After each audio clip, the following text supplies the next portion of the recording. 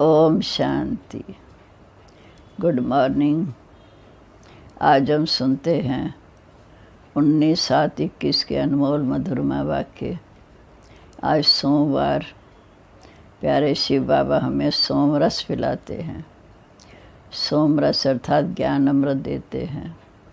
बाबा ने कहा, बच्चे अशरीरी बन जाओ। अशरीरी अर्थात डेड साइलेंस। जितना हम अशरीरी बनेंगे उतनी बाबा की इजाज़त सहज होगी। फिर बाबा ने कहा कि इस समय जितना पवित्र बनते हैं तो पवित्र दुनिया का फाउंडेशन लग रहा है। ये फाउंडेशन इतना मजबूत है जो इसको कोई हिला नहीं सकता। फिर बाबा ने कहा, तुम बच्चे जब बैठते हो तो एकदम अशरीरी अर्थात डेड साइलेंस में बैठो। दुनिया तो साइलेंस का अर्थ समझते ही नहीं। वह तो सोचते हैं जब मर जाते हैं तब डेड साइलेंस है। लेकिन बाबा कहते तुम जीते जी अशरीरी बन मुझे याद करो, क्योंकि आत्मा वास्तव में तो शांत स्वरूप है। आत्मा का स्वधर्म शांति है। आत्मा शांति धाम की रहवासी है। तो शिव बाबा भी शांति धाम के रहवासी हैं। आत्मा का स्वधर्म शांत।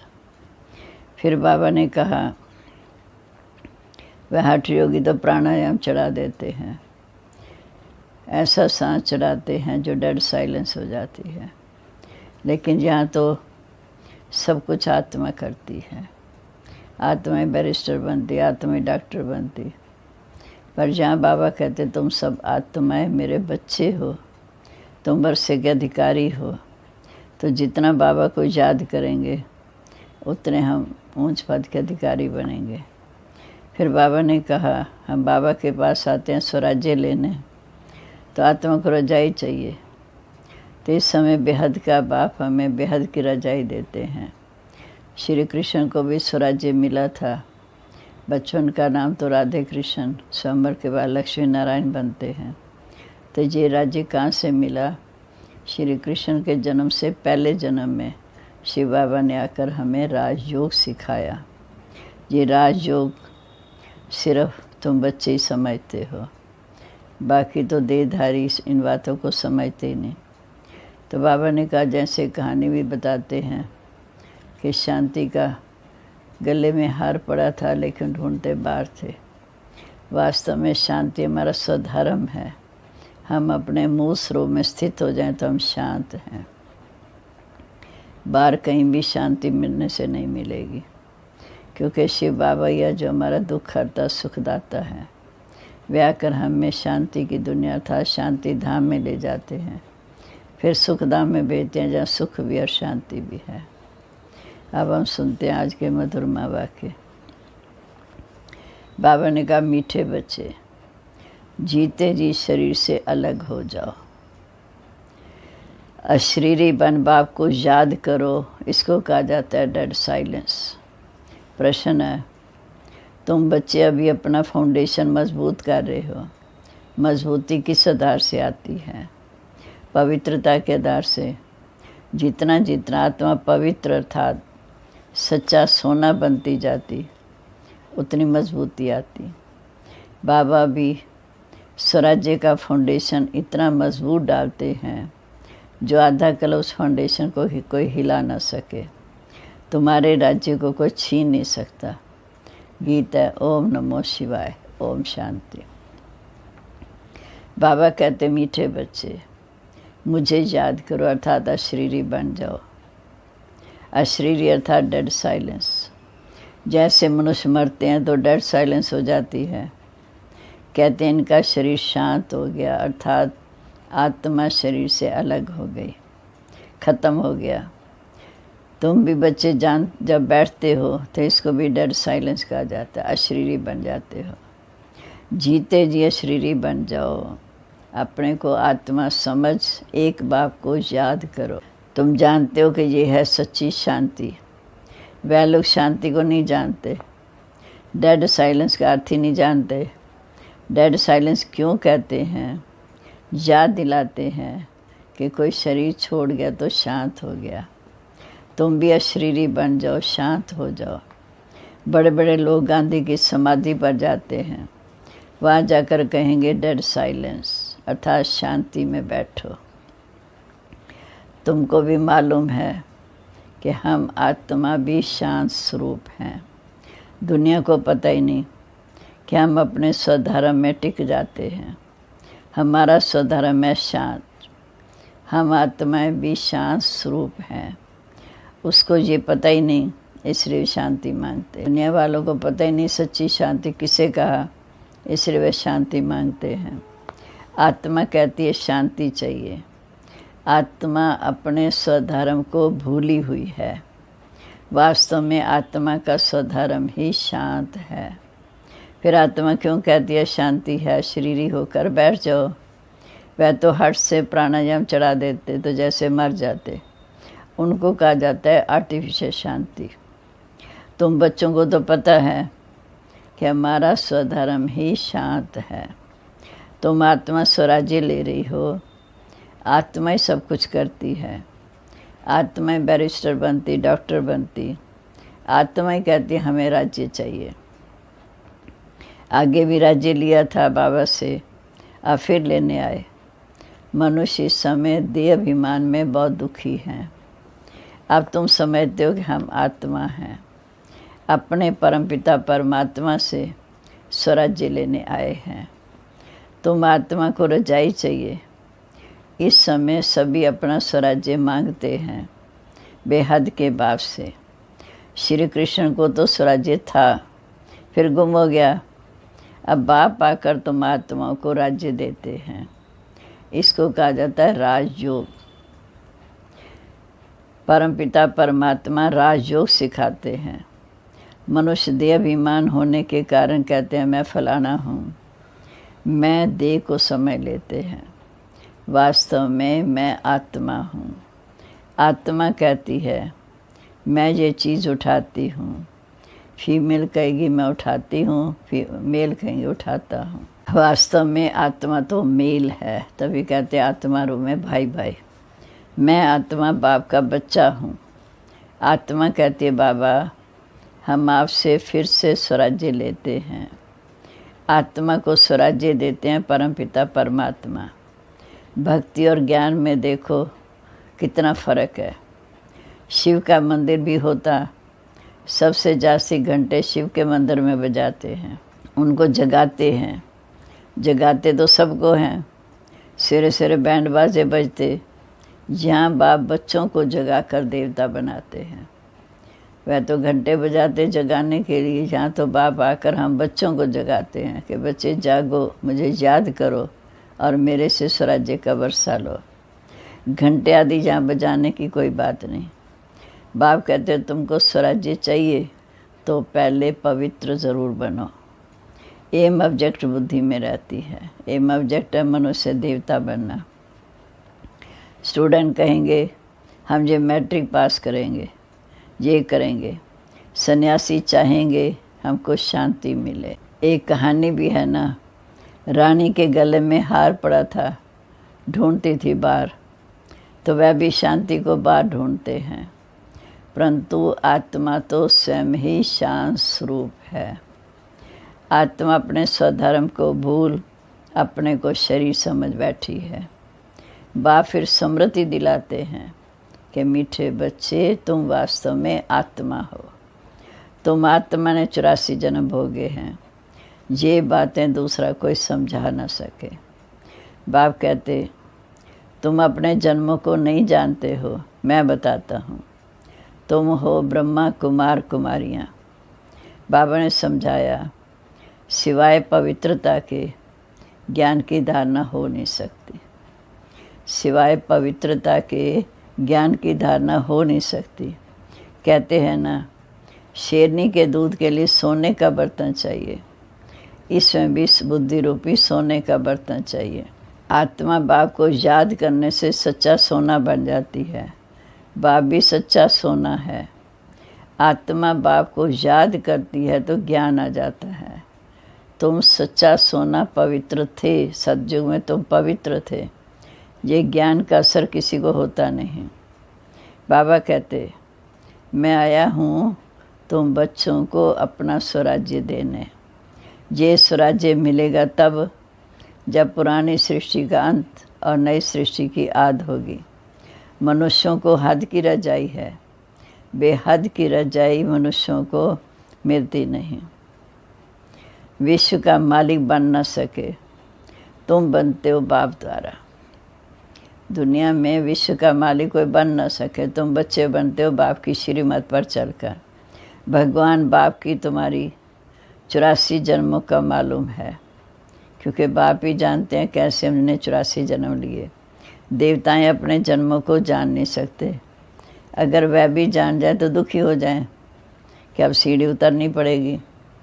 देवी देवताओं को कोई ज्ञान नहीं रहता। अगर ये ज्ञान रहे सीढ़ी उतरनी है, हमने फिर त्रेता में जाना है, द्वापर में जाना है, तो उनकी खुशी गायब हो जाए। इसलिए उनको ये ज्ञान नहीं। रजाई का सुख ही गुम हो जाए। जहाँ तुमको पता है, जानते हो हम आत्मा हैं, हम स्वराज्य लेने का पुरुषार्थ कर रहे हैं, इसमें संशय की तो कोई बात ही नहीं। एक दो को सुनाकर वृद्धि होती जाती। ये दैवी धर्म का झाड़ इस समय स्थापन हो रहा है। तुम समझ सकते हो, ये हमारे ब्राह्मण कुल का आया हुआ है। इसने पूरी भक्ति की, अब ये बाप से अपना वर्षा लेने आए हैं। ज्ञान पूरा होता तो भक्ति शुरू होती। त्रेता के अंत तक ज्ञान की प्रारब्ध पूरी होती, फिर भक्ति शुरू होती। ये किसी को पता ही नहीं। मकान भी नया और पुराना होता। कच्चे मकान की आयु ज़रूर कम होगी। आजकल मकान बहुत पक्के बनाते हैं, भल अर्थक्वेक भी आ जाए तो भी हिलेंगे नहीं, नुकसान ना हो, बहुत मजबूत बनाते हैं। फाउंडेशन जास्ती पक्का करते हैं। अब फाउंडेशन पड़ रहा है स्वराज्य का। आत्मा को 21 जन्म के लिए स्वराज्य मिलता है। अब स्वराज्य का फाउंडेशन पड़ रहा है। आत्मा को 21 जन्म के लिए स्वराज्य मिलता है। यहाँ की रजाई तो कुछ है नहीं। आज रजाई है, कल किसी ने चढ़ाई कर दी, खलास। फाउंडेशन कोई का है नहीं। मनुष्यों का फाउंडेशन नहीं। आज हैं कल मर जाएं, मालूम नहीं। अब तुम्हारा फाउंडेशन बाबा पक्का डाल रहे हैं कि 21 जन्म के लिए उसे कोई हिला नहीं सकता। जो 21 जन्म तुम राजभाग पाते हो, तुम्हारी रजाई का पक्का फाउंडेशन पड़ता है। तुमको कोई भी धरती का तूफान भी हिला ना सके। गीता में भी कहते हैं बाबा हमको स्वराज्य देते हैं जिसको कोई छीन ना सके, गिरा ना सके। ऐसी बादशाही देते हैं जो वहाँ ज़रा भी दुख शांति रहती नहीं। आत्मा को कितनी खुशी होनी चाहिए। ऐसी रजाई देते हैं जो 21 जन्म को हिला नहीं सकता। तो बाबा कहते हैं तुम बच्चों को कितनी खुशी होनी चाहिए। निश्चय तो है ना। निश्चय नहीं है तो स्वर्ग में चलने लायक नहीं है। इतने ढेर ब्रह्मा कुमार कुमारियाँ वृद्धि को पाते रहते हैं। तुम जानते हो ज्ञान सागर पतित पावन हमको पढ़ाकर राजयोग सिखा रहे हैं। ज्ञान सागर पतित पावन हमको पढ़ाकर राजयोग सिखा रहे हैं। वह फिर कह देते कृष्ण ने सिखाया। ये कैसे समझें कि शिव बाबा ने ब्रह्मा तन में आकर हमें सिखाया। भारत ही पवित्र था, अब अपवित्र पतित है। देवताओं के आगे जाकर उनकी महिमा करते हैं। शिव के आगे जाकर कभी ऐसा नहीं गाएंगे कि तुम सर्वगुण संपन्न 16 कला संपूर्ण संपूर्ण निर्विकारी हो। शिव बाबा के आगे जाकर ऐसी महिमा नहीं गाएंगे। शिव की महिमा अलग है। वह ज्ञान का सागर है, पतित पावन है, सर्व का सद्गति करने वाला, सर्व की झोली भरने वाला है, भोलानाथ है। ऐसे बाप को सब भूले हुए हैं। शिव की महिमा अलग है। वह ज्ञान का सागर है, पतित पावन है, सर्व की सद्गति करने वाला, सर्व की झोली भरने वाला भोलानाथ है। ऐसे बाप को सब भूले हुए हैं। परमपिता परमात्मा को बुलाते हैं कि आओ आकर हमारे दुख करो और हमें सुख दो। सुख करता दुख करता एक बाप है।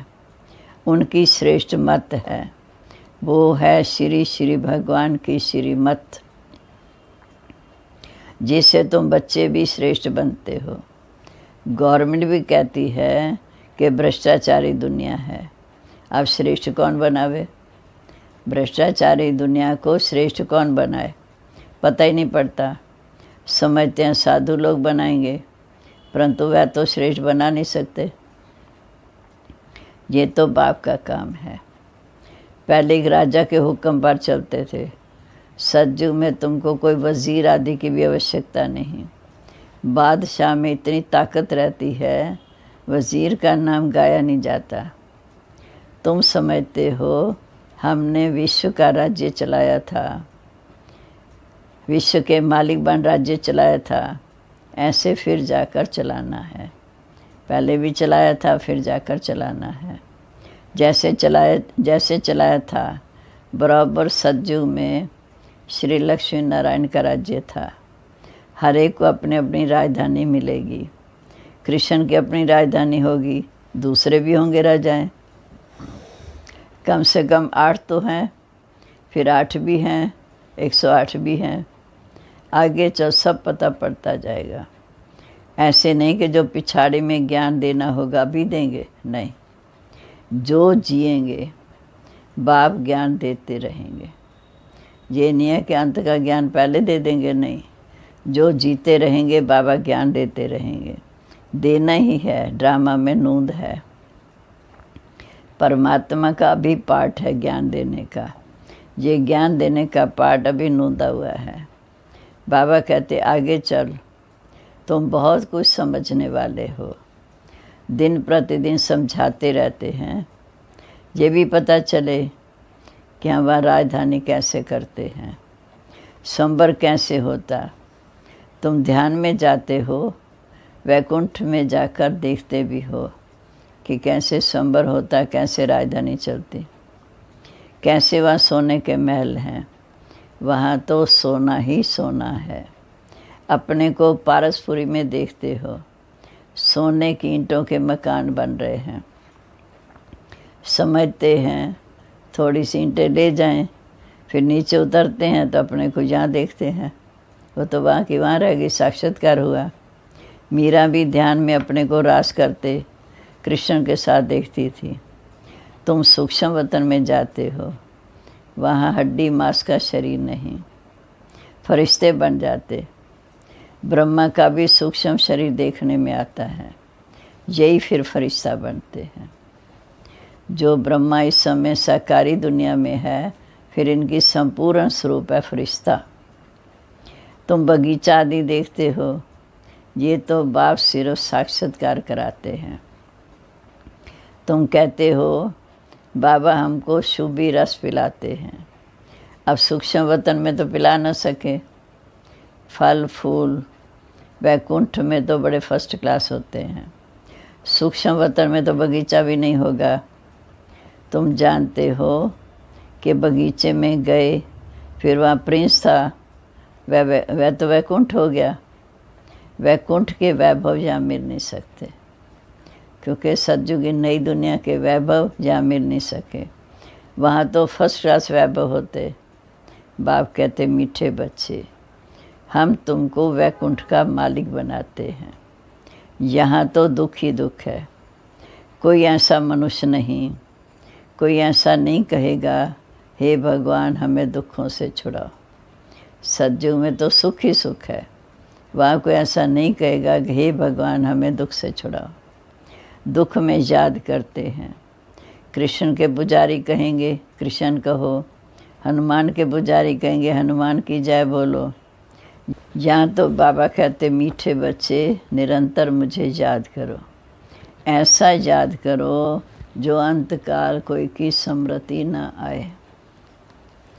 काशी कलवट खाते थे, उसमें किए हुए पापों की ऐसी महसूसता आती है। काशी कलवट खाते थे, उसमें पापों की ऐसी महसूसता आती जैसे जन्म जन्मांतर के पाप भोगते हैं। बहुत पाप किए।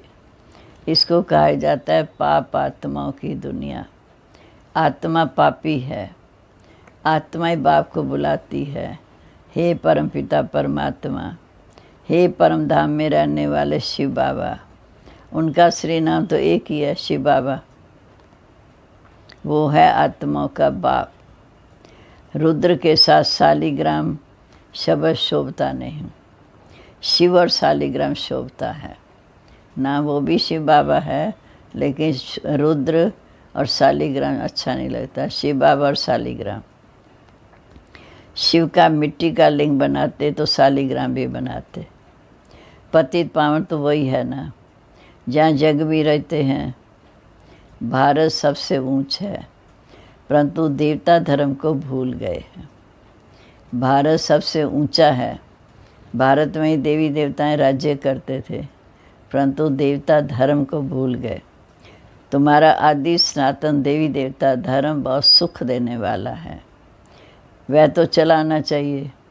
हिंदू कोई धर्म थोड़ी है। देवता धर्म वाले ही सतो रजो तमो में आते हैं। अब तुम तमो में आए हो तो अपने को देवता कह नहीं सकते, क्योंकि हमारे अंदर अब दैवी गुण नहीं रहे, पवित्रता नहीं रही, इसलिए देवता कह नहीं सकते। वास्तव में हिंदू तो कोई धर्म है नहीं, तो समझाया जाता है कि तुम वास्तव में देवी देवता बन रहे हो। वास्तव में समझाया जाता है तुम देवी देवता बन सकते हो, आकर समझो। तो कह देते फुर्सत कहाँ है। बाप कहते हम तुमको अपना बनाते हैं शांति और सुख का वर्षा देने के लिए। कोई परिवार आपस में इकट्ठे रहते तो बहुत प्यार से चलते हैं, सबकी कमाई इकट्ठी होती, कोई हंगामा नहीं रहता। परंतु इनको स्वर्ग तो नहीं कहेंगे। सतयुग में एक भी घर में बीमार दुखी होते नहीं, नाम ही है स्वर्ग। वहाँ सब सुखी रहते हैं। बाप से तुम सदा सुख का वर्षा लेने आए हो। हम तुमको ज्ञान मिला, कहते हैं बाबा आप पतित पावन हो, हमको भी पावन बनाओ। बाप के साथ तुम बच्चे भी खुदाई खिदमतगार हो। बाप के साथ तुम बच्चे भी खुदाई खिदमतगार हो। अच्छा, मीठे मीठे सिक्के लदे बच्चों पर माता पिता बाप दादा का याद प्यार, गुड मॉर्निंग। रूहानी बाप की रूहानी बच्चों को नमस्ते। रूहानी बच्चों की रूहानी बाप को नमस्ते। नमस्ते बाबा, गुड मॉर्निंग। शुक्रिया बाबा, शुक्रिया। आप हमें अपना सहयोगी बनाकर खुदाई खिदमतगार बनाया। अब धारणा के लिए मुख्य सार। स्वराज्य लेने के लिए पवित्रता का फाउंडेशन अभी से ही मजबूत करना है। स्वराज्य लेने के लिए पवित्रता का फाउंडेशन अभी से ही मजबूत करना है। जैसे बाप पतित पावन है, ऐसे बाप समान पावन बनना है। दूसरा, अपने शांत स्वरूप में स्वधर्म में स्थित रहना है। जितना हो सके देह अभिमान छोड़ देही अभिमानी रहना है। डेड साइलेंस अर्थात अशरीरी बनने का अभ्यास करना है। अब आज का वरदान। अपने अनादि आदि स्वरूप की स्मृति से निर्बंधन बनने बनाने वाले मर जीवा भव। अपने अनादि आदि की स्मृति से निर्बंधन बनने बनाने वाले मर जीवा भव। जैसे बाप लोन लेता है शरीर का, बंधन में नहीं आता, ऐसे अमर जीवा जन्म वाले बच्चे शरीर के संस्कार स्वभाव के बंधनों से मुक्त बनो। मरजीवा जन्म वाले शरीर के संस्कार के स्वभाव के बंधनों से मुक्त बनो। जब चाहो जैसे चाहो वैसे संस्कार अपने बना लो। भाव निर्बंधन है, ऐसे निर्बंधन बनो। मूल वतन की स्थिति में स्थित होकर फिर नीचे आओ। मूल वतन अर्थात बीज रूप की स्थिति में स्थित होकर फिर नीचे आओ। अपने अनादि आदि स्वरूप की स्मृति में रहो। अनादि स्वरूप ज्योति बिंदु, आदि स्वरूप देवता। अवतरित हुई आत्मा समझकर कर्म करो तो और भी आपको फॉलो करेंगे। स्लोगन है, याद की वृत्ति से वायुमंडल को पावरफुल बनाना यही मनसा सेवा है। याद की वृत्ति से वायुमंडल को पावरफुल बनाना यही मनसा सेवा है। सम्मान है, मैं निर्बंधन खुदाई खिदमतगार अवतरित आत्मा हूँ। मैं निर्बंधन खुदाई खिदमतगार अवतरित आत्मा हूँ।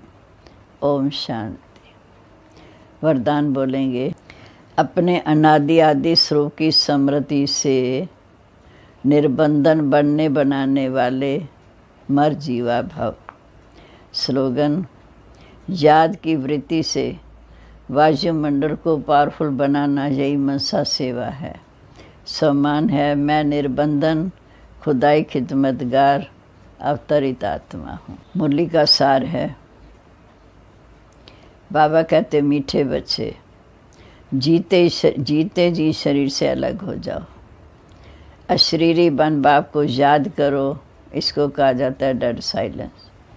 प्रश्न है, तुम बच्चे अभी अपना फाउंडेशन मजबूत कर रहे हो। मजबूती किस आधार से आती है? पवित्रता के आधार से। जितनी आत्मा पवित्र अर्थात सच्चा सोना बनती जाती, उतनी मजबूती आती। बाबा भी स्वराज्य का फाउंडेशन इतना मजबूत डालते हैं जो आधा कला उस फाउंडेशन को कोई हिला नहीं सकता। तुम्हारे राज्य को कोई छीन नहीं सकता। गीत है ओम नमो शिवाय। ओम शांति। ज्वाला रूप स्थिति में रह शक्तिशाली याद का अनुभव करो। व्यक्त इशारे।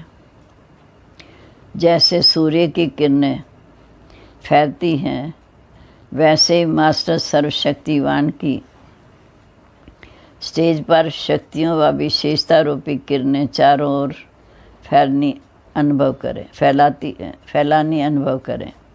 इसके लिए मैं मास्टर सर्वशक्तिवान विघ्न विनाशक आत्मा हूँ। इस सम्मान से समृद्धि की सीट पर स्थित हो जाओ। फिर देखो विघ्न सामने तक भी नहीं आएंगे। मैं मास्टर सर्वशक्तिवान विघ्न विनाशक आत्मा हूँ। इस सम्मान की समृद्धि की सीट पर स्थित होकर कार्य करो तो विघ्न सामने तक नहीं आएंगे। मनमोहनी जी की विशेषता। सम्मानदारी और सम्मानदाता। स्वयं सर्वशक्तिवान बाबा हमारा साथी है। दीदी सदैव सम्मान में रहती और सबको दिल से सम्मान देती थी। अगर कोई अपनी सेवा समय प्रमाण सच्चाई से करता है तो उसे भी इतना सम्मान देती, खातिरी करती, उन्हें विशेष सौगात देती। दीदी के दिल में यज्ञ के सच्चे सेवादारियों प्रति अति रिस्पेक्ट था। सबको रिस्पेक्ट भी देती, उनको आगे बढ़ाने के लिए उत्तेजना भी करती। ओम शांति।